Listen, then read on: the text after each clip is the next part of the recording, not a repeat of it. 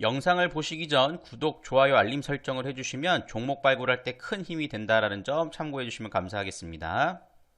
여러분들께 제가 연말 필승 전략 이 부분에 대해서 말씀을 드릴게요 라고 진행하지 않았습니까?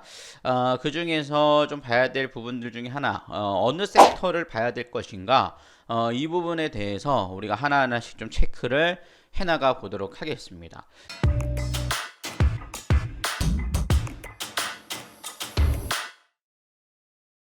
자, 일단 업종별 흐름들 한번 좀 살펴보면서 이어가 보도록 할 텐데요. 우선 선진 시스템에 대해서 간단하게 좀 말씀드리면, 어제 제가 사실 종목 상담 119를 통해서도 추천드려 드린 종목이 선진 시스템이죠. 근데 이 부분들은 이제 5G 관련된 흐름들이 이어지고 있는 상황이기 때문에 추가 상승 여력은 충분히 있다라고 볼 수 있겠어요. 그래서 우리 회원님들께도 제가 말씀드렸듯이 지난번 고점 거래량들을 넘기는 흐름들이 굉장히 중요하다라고 말씀드렸잖아요. 그때 우리 회원님들께서 이 넘기는 게 어떤 의미를 갖나요? 라고 질문도 주셨기 때문에 더 기억이 나는 부분인데, 이런 돌파의 흐름들이 좀 이어지고 나면 거래량들이 좀 붙기 시작하는 거죠. 그래서 거래들이 굉장히 좀 활발하게 들어오면서 상승세가 이어지는 모습입니다. 뭐 특별한 뉴스가 지금 나온 건 없어요. 그리고 5G 관련된 종목들이 그렇다고 해서 같이 움직이는 흐름들이 나타나 주느냐? 그것도 아니죠. 지금 자리에서는 일단 실적이 좋고, 선 시스템은 창사 이래 가장 좋은 실적을 좀 기록을 했거든요. 그리고 삼성의 6G 개발에 대한 이 흐름들의 기대감이 반영되면서 움직임이 나타나주고 있다라고 좀 보실 수가 있겠습니다. 그래서 그런 부분들을 좀 체크를 해보시면서 45,000원 선까지는 쭉쭉 흐름들이 좀 나오기를 기대해 보시면서 대응해 나가 보셔도 좋다라고 말씀을 좀 드릴 수가 있을 테니까요. 네, 그 점 참고하셔서 살펴보시면 되겠습니다. 지금 44,000원에 13,000주 걸려 있는데, 이 부분들은 좀 더 강하게 넘어가지 않을까라는 기대감을 좀 갖게 되는 흐름이다라고 볼 수 있겠습니다. 자, 이렇게 한번 좀 보실 수 있겠고, 오늘 우리 공개 방송이기 때문에 여러분들께 제가 연말 필승 전략 이 부분에 대해서 말씀을 드릴게요 라고 진행하지 않았습니까? 그 중에서 좀 봐야 될 부분들 중에 하나, 어느 섹터를 봐야 될 것인가, 이 부분에 대해서 우리가 하나하나씩 좀 체크를 해나가 보도록 하겠습니다. 제가 시장 분석, 시황에 대한 부분들은 오전장에 제가 올려드렸으니까 여러분들이 전반적인 거시적인 흐름들에서 시장 분석을 좀 보고 싶다 하시는 분들은 제가 오전에 올려드린 영상을 카톡을 통해서 시청해 보셔도 되겠고요. 제가 유튜브에도 올려드릴 거니까 그렇게 한번 좀 보시면 되겠습니다. 그리고 이제 업종에 대한 부분들, 어느 섹터를 앞으로 봐야 될 것인가에 대한 부분들을 좀 공부해 보는 시간들을 가져보도록 하겠습니다. 우선 좀 중요한 것 중에 하나라고 본다라면, 최근에 이재용 부회장이 삼성에 보시면은 미국을 방문을 하고 있죠. 그죠? 그래서 지금 현재 여러 가지 뉴스들이 쏟아져 나오고 있는 상황입니다. 어제자 기사에서 나온 부분들은 백악관을 방문한 이재용, 삼성전자 미국 반도체 공장 이번 주에 발표할 예정이다. 뭐 이런 얘기들이 나오고 있는 상황이고요. 그 다음에 뭐 지금 파운더리에 대한 부분들은 이미 뭐 얘기가 나왔어요. 제2공장은 테일러시로 결정이 됐다. 뭐 이런 부분들이 얘기가 나오고 있는 상황이죠. 그래서 그런 부분들에 따라서 흐름들이 나타나주고 있고, 그 다음에 이 기사들 내용에서 뭐 동일한 사진들을 좀 보실 수 있겠습니다만, 미국 실장관 이재용 백신 외교 이어서 MS와 아마존 연쇄 회동을 하고 있다라는 소식들까지도 현재 나오고 있는 상황입니다. 그리고 또 얘기가 나오는 것 중에 하나가 6G에 대한 부분들도 얘기가 나오고 있는 상황이죠. 지난번에는 버라이즌, 미국의 통신사 대표입니다. 버라이즌을 방문을 해서 차세대 통신 칩에 대한 부분들, 이런 부분들이 발표가 이루어지고 있다라는 점들도 살펴보실 수가 있겠습니다. 그러니까 바이오, 그 다음에 전자, 반도체, 5G 이쪽에 대한 부분들, 그다음 뭐 자율주행에 대한 부분들, 뭐 이렇게 좀 얘기가 나오고 있다라고 볼 수 있겠죠. 그래서 전체적으로 이쪽 섹터에 대한 흐름들은 관심을 충분히 갖고 좀 보실 필요가 있다라고 말씀을 드릴 수 있겠어요. 그래서 만약에 미국의 투자 발표가 이루어지면 사실 지금 반도체주들도 대표적인 종목으로 뭐 DB 하이텍 볼 수 있겠죠. 기대감으로 인해서 지금 계속해서 상승을 했어요. 그래서 내일 만약에 발표가 되면 오히려 살짝 눌릴 수는 있습니다. 왜냐면은 이제 뉴스가 나왔기 때문에. 그렇지만 그런 흐름들에서는 상승과 하락의 파동의 흐름들일 뿐이지 시스템 반도체 쪽에 대한 부분들은 앞으로 내년에 계속해서 좀 주목을 받을 수 있는 그런 모멘텀들을 충분히 좀 반영할 가능성이 높다라는 점들을 생각해 보실 수가 있을 거예요. 그렇기 때문에 그런 부분들을 좀 기대감을 갖고 살펴보실 수 있겠고요. 물론 최대 수혜주라고 본다라면 삼성전자가 되겠죠. 삼성전자가 직접 투자를 하니까요.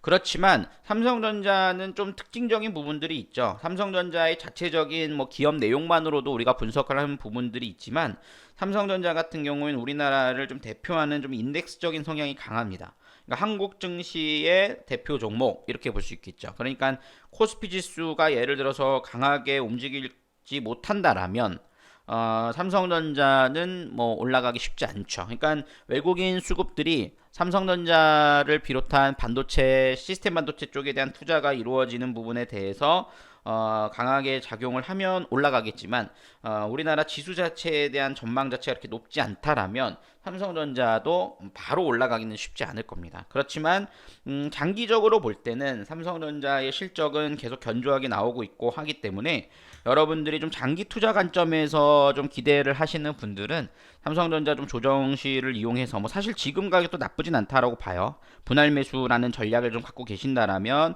충분히 공략해 볼 만한 부분이 된다라고 말씀을 드릴 수 있겠고요. 1차 목표가 8만 원 정도는 뭐 충분히 가지 않을까라는 생각들을 합니다. 물론 제가 항상 말씀드리듯이 삼성전자를 8만 원까지 가져가시는 전략은 배당까지 생각해 보면서 내년의 시장을 바라보는 그런 전략들이 필요하다라고 말씀을 좀 드릴 수가 있을 것 같아요. 그죠? 그래서 그런 부분들을 좀 감안하셔서 진행을 해나가 보시는 게 좋다라고 말씀을 좀 드릴 수가 있겠고요. 그 다음에 이제 제가 어제 설명드렸던 것 중에 하나가 이제 서진 시스템이었어요. 5G 관련된 종목이죠. 사실 5G 쪽에 대한 섹터는 제가 좀 길게도 말씀을 드렸지만 여전히 아직 움직임이 나타나주지 못하고 있는 섹터 중에 하나예요. 근데 제가 그때 이렇게 말씀드렸죠. 5G가 한때 우리나라 시장이 가장 대표적인 또 하나의 섹터로서 작용을 했던 섹터이기도 합니다. 근데 최근 들어서는 좀 소외를 받았고 그동안에 좀 가지 못한 한 1, 2년 동안 좀 가지 못한 흐름들이 이어진 흐름인데 왜 그러면은 이 부분들이 좀 제한된 모습들을 보였는가에 대한 부분들을 살펴보면 코로나의 가장 큰 영향을 받은 섹터 중에 하나이기도 해요. 우리가 여행주 뭐 이런 부분들도 코로나의 직격탄을 맞은 섹터이기도 하지만 이 5G 관련된 섹터도 코로나의 영향을 좀 크게 받은 섹터 중에 하나다라고 보실 수가 있겠습니다. 그 이유는 뭐냐면 제가 항상 말씀드리지만 이 LTE죠. 우리가 4세대 이동통신 4세대 이동통신 LTE 4G가 5G로 넘어가기 위해서는 케이블의 교체는 필요 없습니다. 광 케이블의 교체는. 하지만 이 중계기를 바꿔야 돼요. 이 주파수가 다르기 때문에. 그래서 중계기를 바꾼다라는 얘기는 뭐냐면 전 세계를 돌아다니면서 중계기를 바꿔줘야 된다는 거예요. 그동안에 3G나 4G를 지원했던 중계기를 이제 5G나 6G를 지원하는 이런 중계기로 교체를 해줘야 된다라는 거예요. 사실 5G의 기술력은 다 개발이 됐어요. 이제는 새로운 개발을 하기 위해서는 5G 넘어섰고 삼성에서 기사가 났듯이 6G로 이제 가야 되는 상황이거든요. 그러니까 5G는 사실 이제 상용화는 이미 된 건데 중요한 게 이제 5G 망이 아직 제대로 덜 깔린 거죠. 그러다 보니까는 사실 예상보다 좀 늦어진 경향이 있습니다. 그 이유는 바로 코로나 때문이죠.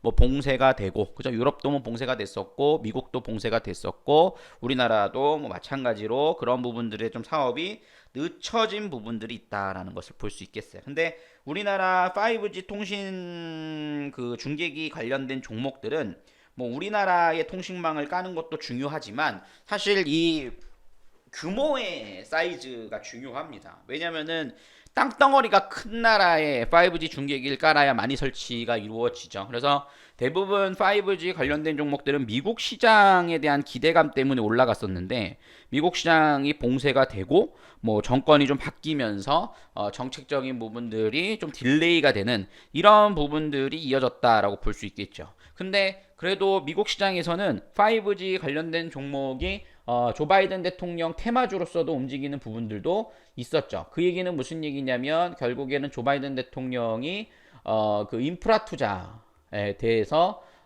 이루어지게 되면 거기에 5G 중계기 설치에 대한 부분들도 포함되는 부분들이 있었죠. 그러다 보니까는 지금 사실 5G, 6G 이게 한국보다 미국이 물론 우리나라가 먼저 개통을 하긴 했지만 우리나라는 좀 땅덩어리가 작다 보니까는 뭐 그 규모에 대한 부분들 물론 더 촘촘한 감은 있겠죠. 그렇지만 그 규모 자체가 그렇게 얼마 되지 않고 미국의 5G 통신망이 제대로 깔려야 그죠? 뭐 실질적인 수혜를 입을 수 있다라고 보실 수가 있겠습니다. 그래서 이번에 미국의 출장이 뭐 5G 쪽에 대해서도 굉장히 좀 긍정적으로 작용할 가능성이 높다라고 보는 이유 중에 하나이기도 한 부분이다라고 말씀을 좀 드릴 수가 있겠어요. 그래서 그런 점에서는 상당 부분 좀 5G 관련된 종목들을 여러분들이 좀 관심 있게 살펴보실 필요가 있다라고 판단이 됐기 때문에 제가 선 시스템에 대한 부분들을 방송에 나가서 추천해 드리기도 한 부분이기도 합니다. 왜냐하면 서진 시스템 같은 경우는 다른 5G 종목과 좀 다르게 실적이 워낙 좋게 발표가 됐어요. 보시면은 서프라이즈 실적이 나왔다라는 거죠. 그래서 보시면은 서프라이즈 실적이 연속이라며 투자 의견을 바이로 유지했다라는 거죠. 그래서 지금 보시면은 ESS 업체의 공격적인 마케팅 수에 전기차 배터리 관련 부품 양산, 뭐 매출 이런 부분들이 긍정적이다라고 얘기가 나왔죠. 그래서 특히나 선희 시스템은 목표가 뭐 5만 1,000원에 대한 부분들이 뭐 유지되는 모습이고 사상 최대 실적입니다. 사상 최대 실적이 이루어지면서 전개가 됐다라고 볼 수 있겠어요. 선희 시스템이 뭐 하는 회사냐면 이 틀 만드는 회사예요. 자동차 부품도 만들고 그래서 틀을 이용해서 여기 중계기 있죠. 이렇게 우리 이렇게 뭐라 그래요? 이렇게 여기 이렇게 딱 눌러가지고 열면 안에 이렇게 막 선 있는 거 있잖아요. 그 중계기 만드는 회사입니다. 그렇기 때문에 거기에 따른 기대감이 바닥권에서 대량 거래가 좀 동반되면서 추세적인 상승세가 이어지더라라는 점들을 살펴보실 수가 있게 되는 것입니다. 그래서 5G 쪽에 대한 부분들도 여러분들이 한 축에 흐름들로서 좀 기대감을 갖고 좀 보실 수 있는 부분들이 된다라고 말씀을 좀 드릴 수가 있겠고요. 그 다음에 제가 또 흐름들에서 좀 기대감을 좀 갖고 있는 것 중에 하나가 이 OLED 쪽이에요. LG 디스플레이와 여기 기사 내에서는 LG 디스플레이에 대한 얘기, 어이구 왜 이러죠? LG 디스플레이에 대한 기사가 나온 부분들인데 이 OLED 쪽에 대한 부분들도 실적 개선세는 좀 뚜렷하게 나타나주고 있다라는 점을 보실 수가 있겠어요. 왜냐면은 자 보세요. 내년에는 OLED가 이제 OLED라고 보시면 되겠습니다. TV 패널 공급이 부족해질 것이라며 LG 디스플레이가 높아진 가격 협상력을 기반으로 이익을 거둘 것으로 전망했다.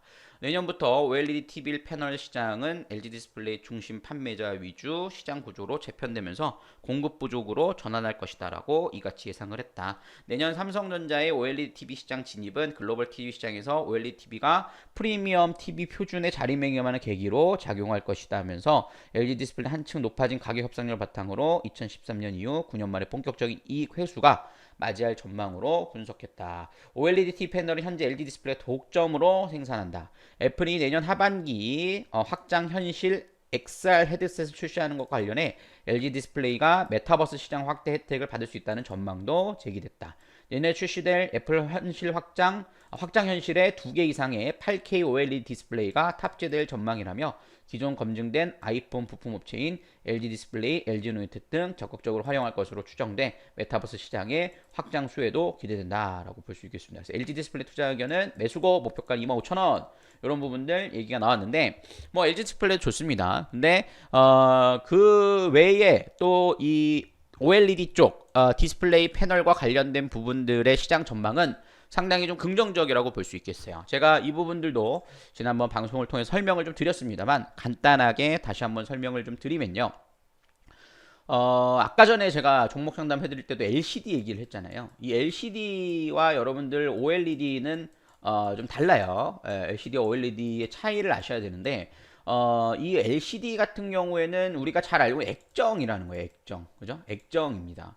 그래서 이 액정은 중요한 게 이 패널 판이 있고 뒤에 이렇게 이 화면을 쏴주는 기계가 있습니다. 그렇기 때문에 여기서 이렇게 한번 이렇게 쏘면서 화면이 이렇게 나오는 구조를 갖고 있어요. 과거에 브라운관도 그랬죠. 그래서 TV 모양을 보시면 브라운관이 옆에서 보면은 요렇게 생겼었잖아요. 요렇게.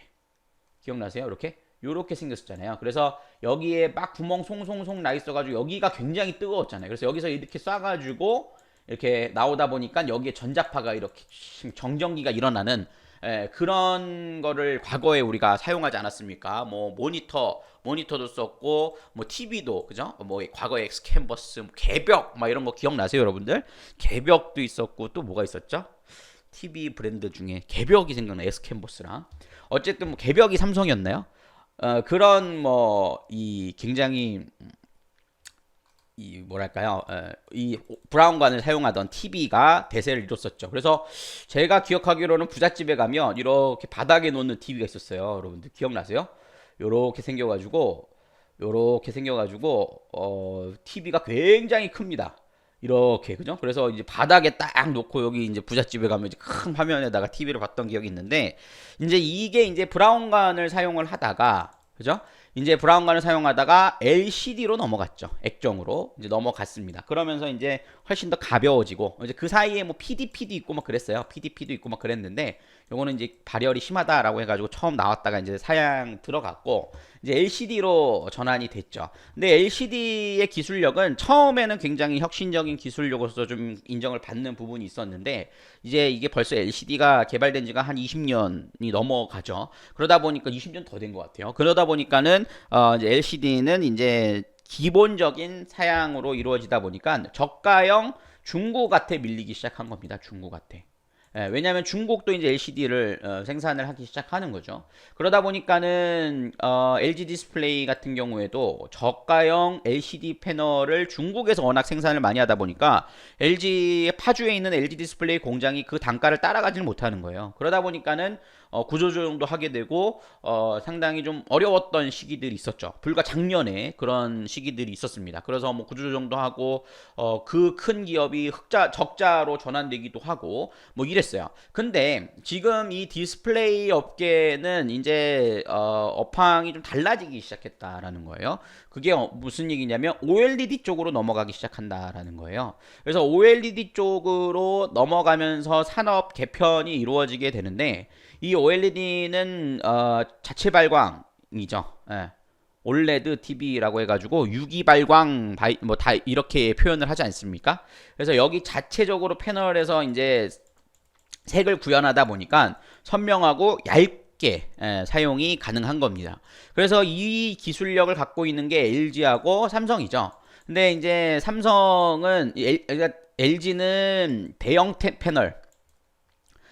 패널과 소형 패널을 생산할 수 있고 삼성은 소형 패널만 생산할 수 있어요.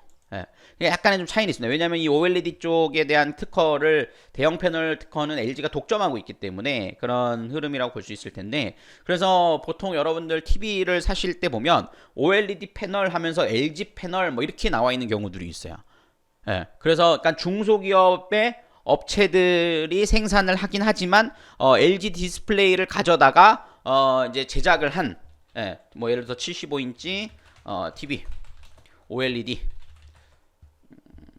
요렇게 쳐보면 꼭 삼성 것만 있는 건 LG 것만 있는 건 아닙니다. 여기서 보시면은 다른 여타 브랜드 다른 브랜드도 있는데 한번 봅시다.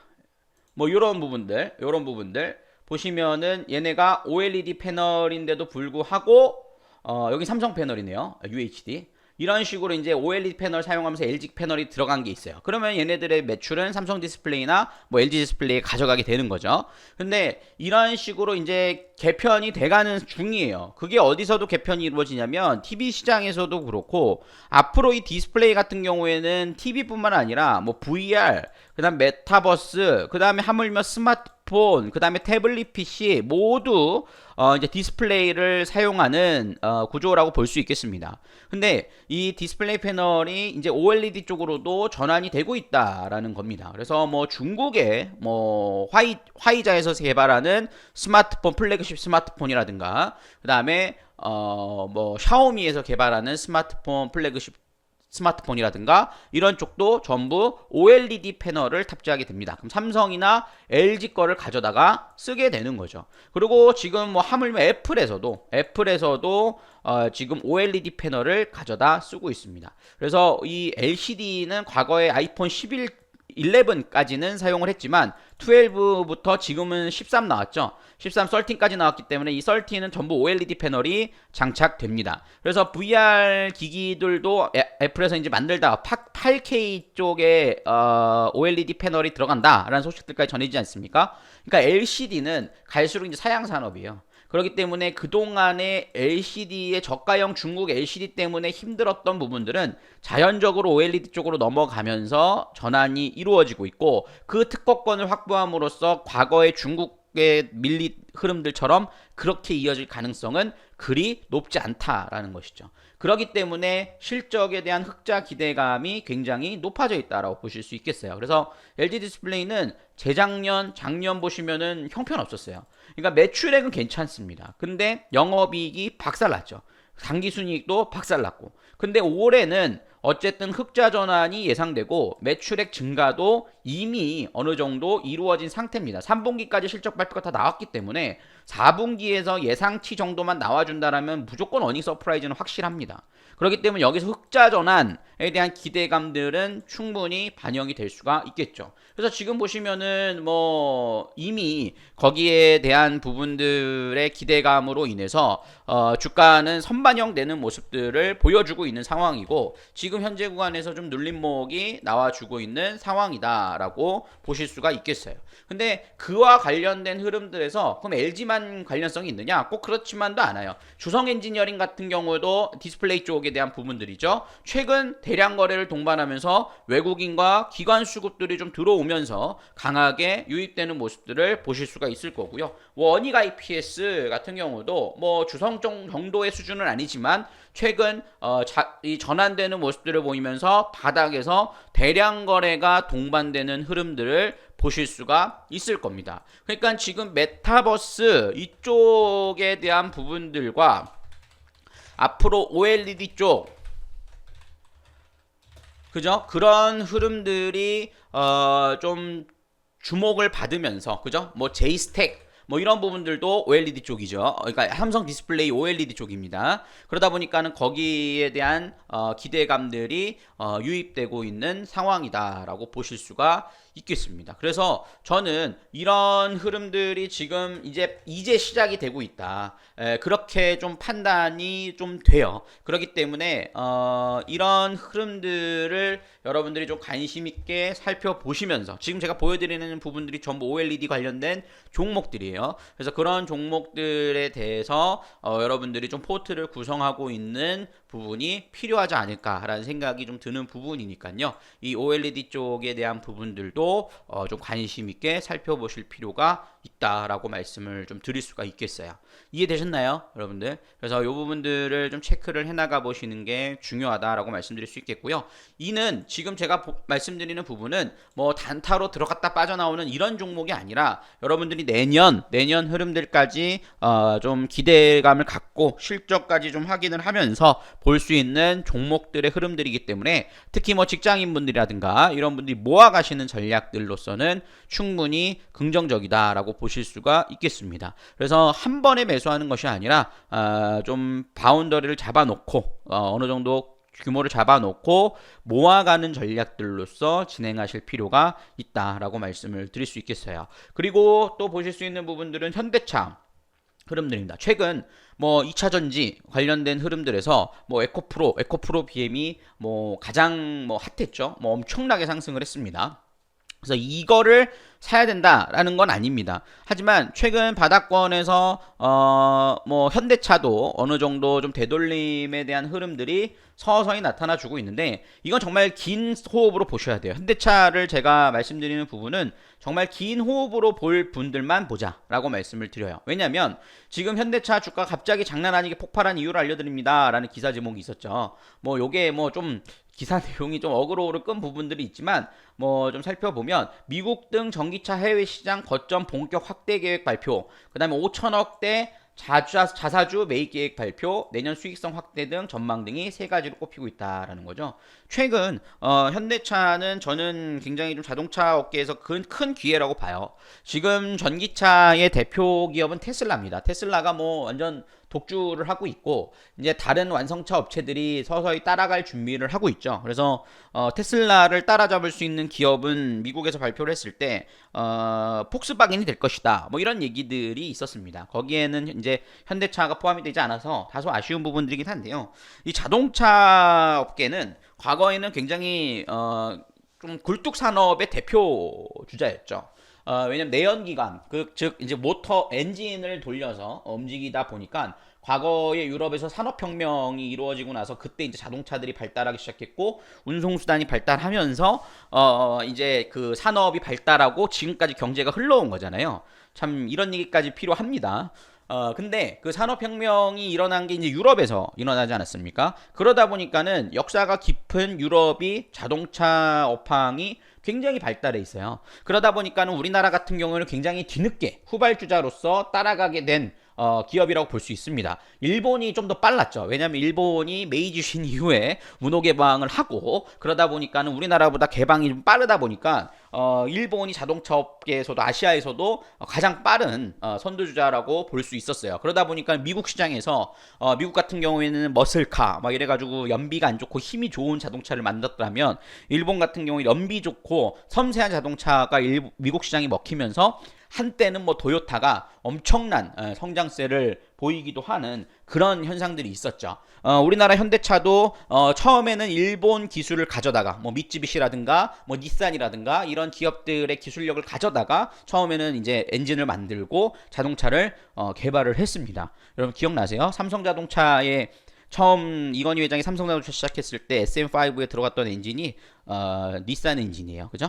그 다음에 현대차에 들어갔던 엔진도 미쯔비시 엔진이고 DOHC 뭐 이렇게 얘기하는 엔진이 미쯔비시 엔진이다라고 볼 수 있어요. 그러니까 이제 그게 왜 그러냐면 역사적인 시간이 부족했기 때문에 그래요. 그러니까 이 자동차라는 게 굉장히 많은 한 3,000개, 몇만 개의 부품이 들어가거든요. 근데 그거를 그냥 제로 썸에서부터 제로 베이스에서 만들어 나간다는 게 굉장히 어려운 거죠. 그러다 보니까는 이 기술력을 이 역사적으로 계속 발달해 왔던 과거 유럽은 뭐 산업혁명부터 발달을 해온 기술력과 일본도 뭐 뒤늦게 발달했지만 우리나라는 여기서부터 쫓아가려고 하니까 이게 안 되는 거예요. 근데 이제 자동차 시장이 변화가 생기기 시작한 거예요. 그동안에 몇백 년을 이끌고 왔던 내연기관이 이제 끝이 나는 거죠. 끝이 나고 전기차로 넘어가는 시기가 온 겁니다. 전기차로 넘어가면서 저는 굉장히 현대에게는 기회라고 봐요. 그동안에는 이 오래된 축적된 데이터베이스가 부족하다 보니까 다른 완성차 업체들을 쫓아가는데 굉장히 한계적인 요인이 있었어요. 아직도 좀 내연기관 쪽에는 있다라는 부분들도 있죠. 우리나라 현대차도 정말 많이 좋아지긴 했지만 뭐 또 부족하다라고 표현하는 부분들도 있고 그러니까 뭐 미국에서나 뭐 유럽에서나 할인을 많이 하고 막 이렇게 저렴하게 팔므로써 이렇게 좀 고객들의 점유율을 높여나간 부분들이 있죠. 근데 이제 전기차 시장으로 접어들면 이거는 모두가 제로 베이스에서 같이 시작하는 거죠. 대표적인 예로 테슬라가 지금 전기차 시장을 잡게 될 수 있었던 이유는, 그러니까 그동안의 내연기관을 생산하던 자동차 회사들의 기술력이 아니라 테슬라라는 신생 회사가 이 전기차 시장을 지배한 지가 불과 몇 년 안 됩니다. 10년이 안 됩니다, 여러분들. 근데 지금 보시면 전기차의 대명사라고 한다라면 유럽차가 아니라 미국의 테슬라 이렇게 됐단 말이에요. 결국에는 자본력에 의해서 이 훨씬 빠른 속도로 치고 나가게 된 거죠. 이 새로운 기술이니까. 그러니까 현대도 그것이 굉장히 큰 기회라고 보고 수소차나 전기차에 대한 개발에 박차를 가하고 있는 거예요. 그러니까 2025년부터는 내연기관차 생산 안 한다, 뭐 이런 발표들도 계속 해나가고 있고, 특히나 환경 규제까지 이어지다 보니까 전기차로서의 변화는 굉장히 좀 필수 불가결한 부분이 아닐까라는 생각이 좀 듭니다. 그런 점에서는 저는 현대차는 투자 메리트는 충분히 있다라고 봐요. 왜냐면은 현대차의 실적들을 보면은 그게 답이 나오는데, 현대차는 사실 과거의 실적도 굉장히 좋았어요. 2016년도도 그렇고 굉장히 좋았습니다. 그리고 최근에 더 실적이 좋아진 부분들도 있지만 영업이익은 뭐 따라가지를 못했습니다. 보이시죠, 여러분들? 요렇게 따라가지를 못했죠. 영업이익은 오히려 계속 감소를 하는 모습들이 나타나주고 있죠. 순이익도 그렇고요. 그러니까 과거의 실적이 굉장히 좋았고, 청산가치 BPS를 보면 24만원에서 25만원대를 형성하고 있습니다. 그러니까 과거의 현대차가 25만원, 26만원대가 형성됐던 게 고점이지만, 사실 주가 저평가 국면으로 봤을 때 청산가치가 25만원대였던 적이 계속 유지가 됐었어요. 그러니까 사실 이때 하락은 이유가 뭐예요? 돈은 잘 벌어요. 왜냐면은 한국 사람들이 현대차를 엄청 타줬잖아요. 요새는 뭐 외제차 비율이 많이 높아졌다 하지만 과거에는 거의 90% 이상이었어요. 그리고 우리나라는 기아 자동차랑 현대차가 거의 독점하다시피 시장을 좀 장악하고 있기 때문에 이 돈을 잘 벌었습니다, 현대차가. 근데 떨어진 게 뭐예요? 혁신성이었어요. 기술력이 떨어졌어요. 근데 지금은 실적이 좀 둔화된 모습들을 보여줬지만 혁신성을 갖게 됐다라는 거죠. 전기차로 전환되기 시작하면서 내연기관에서 신재생카로 옮겨가면서 가져가고, 스마트카 그리고 자율주행 이쪽이 나오면서 이제 우리나라는 특히나 반도체가 굉장히 강세 아닙니까? 그러다 보니까는 그런 시너지 효과들을 보면서 따라가게 되더라라는 겁니다. 그렇기 때문에 분기 실적들을 보면 분기 실적도 잘 나와요, 올해는. 그러면은 어떻게 된 거야? 보시면은 작년 실적을 보면 2조 3천억 원어치, 지금 2조 맞나요? 억, 10억, 100억, 1000억, 2조 3천억이죠, 영업이익이. 2조 3천억을 기록했는데, 올해 분기 실적들을 보니까 1분기에 1조 6천억, 2분기에 1조 8천억, 3분기에 1조 6천억을 기록했고, 4분기 1조 9천억 나오니까 거의 뭐 지금 한 5조, 6조 정도, 7조의 예상치가 나오고 있는 상황입니다. 엄청난 성장을 보일 것이다 라는 거죠. 그 이유는 뭐예요? 일단은 내연기관에서는 국내에서 제네시스 브랜드가 성공을 했고, 이게 북미 시장에서도 먹힌 거죠. 북미 시장에서도 제네시스가 먹히기 시작했습니다. 과거에는 현대자동차가 저렴한 자동차의 이미지였다라면 이게 프리미엄 브랜드를 만든 거죠. 과거에 토요타가 미국에서 똑같이 그랬어요. 토요타가 미국에서 그러했다 보니까는 만든 게 렉서스죠. 렉서스라는 프리미엄 브랜드를 아예 새로 만들어가지고 토요타의 색깔을 완전히 빼버렸습니다. 그렇듯이 지금 현대자동차가 어떻게 했어요? 현대자동차가 제네시스라는 브랜드를 만들어서 과거의 저렴한 이미지를 탈피하기 위해서 제네시스 브랜드를 만들기 시작한 거예요. 근데 이게 지금 북미에서 토요타나 렉서스보다 비싸게 팔리고 있다라는 거죠. 그러니까 돈을 잘 버는 거예요. 내연기관에서도 어느 정도 판매가 이루어지는 거예요. 거기다가 이제 전기차 모빌리티 사업까지 진행이 된다라면 저는 성장성에 대한 부분들, 지금 현재 실적에서 BPS가 25만 7천 원인데 현재 주가는 21만 4천 원이에요. 그러면 싸죠. 그럼 얼마나 쌉니까? 예. 왜냐면은 지금 청산가치라고 하는 BPS는 어떻게 표현을 할 수 있냐면, 지금 현재 현대자동차를 다 현금화한다라고 가정을 해봅시다. 현금화를 해서 주주들에게 한 주당 얼마씩 돌려줄 수 있어 라고 하면 25만 원을 돌려줄 수 있다는 거예요. 그러면 여러분들 지금 21만 원이니까 4만 원이 할인되어 있다라는 거죠. 할인이 되어 있다라는 거죠.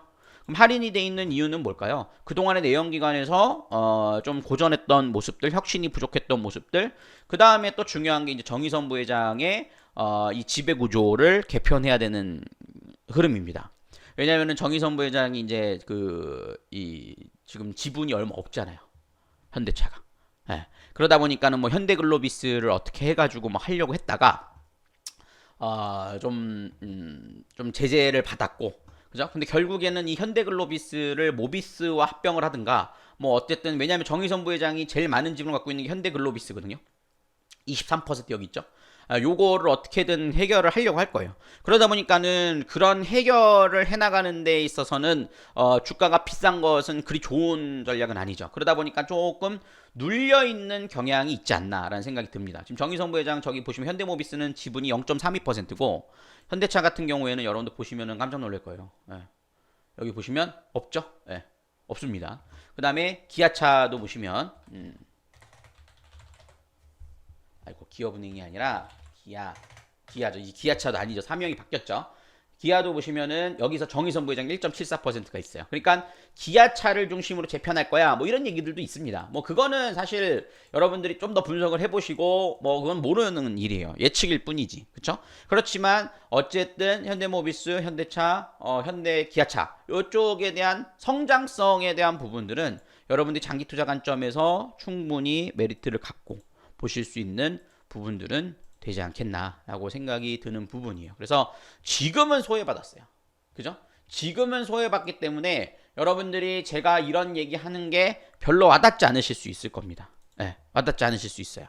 그렇지만 나중에 지나서, 여러분들 지나고 나서 보니까 25만 원이 와 있네, 이런 흐름들, 25만 원을 넘어서고 있네, 이런 흐름들. 왜냐하면 보통 주식이라고 하는 것은 문제가 없는 종목일 경우에는 청산가치보다는 높은 가격을 형성하는 게 일반적인 흐름입니다. 근데 지금 현재 이렇게 큰 우리나라의 대표적인 기업인데도 불구하고 이 기업이 지금 청산가치 아래 놓여 있다라는 거, 이 부분들은 굉장히 큰 메리트로서 볼 수 있는 부분들은 되더라라는 것이죠. 과거에 삼성전자가 정말 힘들 때, 반도체가 어쩌고 저쩌고 할 때 삼성전자가 액면 분할을 하기 전에 108만 원까지 떨어졌던 시기가 있었어요. 2018년도에 여기. 이때 36,850원이 108만 원이었죠. 그때 청산 가치가 109만 원이었습니다. 그때 매수한 사람, 제가 이때 이거는 좀 과했다. 우리나라 1등 종목이 청산 가치 아래로 할인이 된다? 이건 말이 안 된다. 그럼 대한민국 프리미엄이 없다라는 겁니다. 라고 해가지고 그때 이렇게 해서 수익을 봤는데 이것도 굉장히 큰 수익이다라고 생각을 했었는데, 지금하고 비교를 해보면 뭐 엄청난 상승이 이루어졌죠. 3만 원이 거의 3배가 넘게, 300%가 넘게 올라간 흐름이라고 볼 수 있습니다. 그렇듯이 이렇게 여러분들이 장기 투자 관점에서 본다라면 굉장히 긍정적인 흐름들을 좀 생각해 보실 수 있는 그런 부분들이 충분하지 않겠나라고 생각이 좀 드니까요. 여러분들이 여기에 대한 부분들도 좀 관심 있게 살펴보시면서 진행을 해나가 보실 필요가 있겠다라고 말씀을 좀 드리도록 하겠습니다. 아시겠죠? 그래서 그런 부분들을 중점적으로 여러분들이 좀 내년까지 흐름들을 좀 가져가 보시면 좋겠다라고 말씀을 드릴 수 있겠고요. 이런 분석으로 여러분들 종목을 보는 부분들은 한두 종목은 아닙니다. 그러니까 여러분들이 지금 보유하고 계신 종목이 지지부진해요. 근데 그 부분들이 정말 갈 종목이라면 괜찮겠습니다만 그런 종목이 아니라면 분명히 교체가 필요할 겁니다. 그래서 종목 선택을 이렇게 진행을 해드릴 거예요. 그래서 여러분들이 시간은 걸리더라도 한 축으로는 가치주, 시간은 걸리더라도 여러분들이 꼭 수익을 볼 수 있는 제대로 된 투자가 이루어질 수 있는 종목 한 보따리, 그죠? 한 축으로 가치주들 요렇게 좀 잡아 드릴 거고요. 그 다음에 한 축으로는 여러분들이 이제 교육받으신 뭐 단기 매매 관점이나 스윙 매매 관점으로 진행할 수 있는 매매, 이렇게 두 축으로 나눠서 여러분 매매가 진행하시면서 회비도 버시고, 그죠? 당연히 계좌도 올라오는 이런 흐름들을 잡아 드릴 겁니다. 그런 투자가 분명히 필요할 거예요. 왜냐면은 지금은 이제는 종목이 선별적으로 움직이는 부분들이 되기 때문에 그렇습니다. 현대모비스도 좋아요. 그런 점에서 나쁘지 않습니다. 그렇기 때문에 그런 부분들을 좀 살펴드리면서 우리 회원님이 되시면 그렇게 제가 전략 세워드리고 종목 분석해드리고 진행해 드릴 거니까요. 여러분들 함께 하셔서 진행을 해나가 보시면 좋겠다라고 말씀을 좀 드리도록 하겠습니다. 아시겠죠? 그래서 이런 부분들을 여러분들 기회를 놓치지 마시고 함께 보시고 특히나 오늘 그죠? 오늘 이번 주죠? 이번 블랙 프라이데이 이벤트를 놓치지 마시고 여러분 이번 기회에 오셔가지고 3개월에 120만원 이벤트 참여하셔서 함께 진행을 해나가 보시면 좋겠다라고 말씀을 좀 드리도록 하겠습니다. 자, 이렇게 좀 정리를 해드리도록 하겠고요. 오전장에는 제가 시황에 대한 부분들 설명드렸다면 오후장은 업종에 대한 부분들 여러분들이 2022년도에 살펴봐야 될 업종에 대해서 몇 가지만 좀 살펴드렸고요. 다른 또 업종은 분명히 있습니다. 그렇지만 오늘 뭐 시간적인 부분들도 한계가 있고 뭐 많은 거를 한 번에 설명드려도 여러분들 다 소화하기 쉽지 않으실 거예요. 그러니까 이런 부분들 좀 참고하셔서 좀 살펴보시면 좋겠다라고 말씀을 좀 드리도록 하겠습니다.